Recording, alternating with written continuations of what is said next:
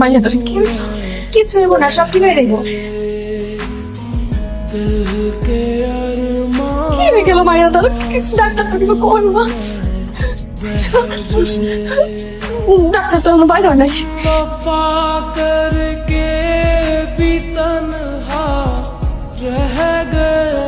পেশেন্টের অবস্থা বেশ ক্রিটিক্যাল, জরুরি ব্লাড লাগবে, এবি নেগেটিভ। ব্লাড লাগবে মানে? কি হয়েছে আমার মায়ের? আপনার মেয়ে ধর্ষণের শিকার হয়েছে। বাচ্চা মেয়ে তো, প্রচুর ব্লিডিং হচ্ছে। ডাক্তার সাহেব, আপনার মনে কোথাও ভুল হইতেছে।